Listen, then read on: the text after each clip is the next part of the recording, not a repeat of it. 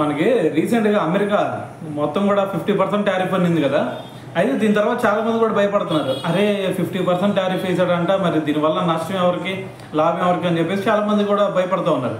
అయితే ఇక్కడ ప్రతి ఒక్కరు ఒకటి గుర్తుపెట్టుకోవాలి, 50% టారిఫ్ వేసాడా, ఎంత పర్సెంట్ టారిఫ్ వేసాడా అనేది జుజుబి అది. ఎందుకంటే ఒకసారి మనం కనుక ఇక్కడ నుంచి ప్రొడ్యూస్ రిలీజ్ చేసామంటే అది ఏదైనా సరే, బట్టలు అవ్వచ్చు, లేదు అంటే రొయ్యలు అవ్వచ్చు, లేదు అంటే ఇంకా వేరే ఏదైనా సరే, మనం ఇప్పటి వరకు అమెరికా మనతో మంచిగా ఉంది కాబట్టి అమెరికా పంపించాము.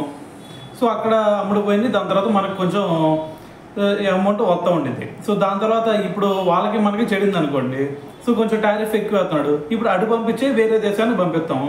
ఇంకా మిగతా దేశాలు లేవా? అమెరికా ఒకటైనా దేశం కాదు కదా. సో మిగతా చాలా దేశాలు ఉన్నాయి కదా, యూరోప్ దేశాలు కూడా ఉన్నాయి. మరి సో మనం భయపడాల్సిన అవసరమే ఉంది? ఎట్టి పరిస్థితుల్లో భయపడాల్సిన అవసరమే లేదు.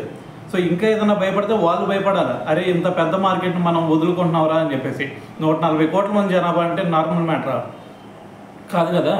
సో ఇటువంటి సిచ్యువేషన్లో మరి మనం చిన్న మార్కెట్ పోతుందని చెప్పేసి మనం బాధపడాలా, లేదంటే వాళ్ళు పెద్ద మార్కెట్ పోతుందని చెప్పేసి వాళ్ళు బాధపడాలా? ఖచ్చితంగా వాళ్ళకే ఎక్కువ ఇబ్బంది దీనివల్ల.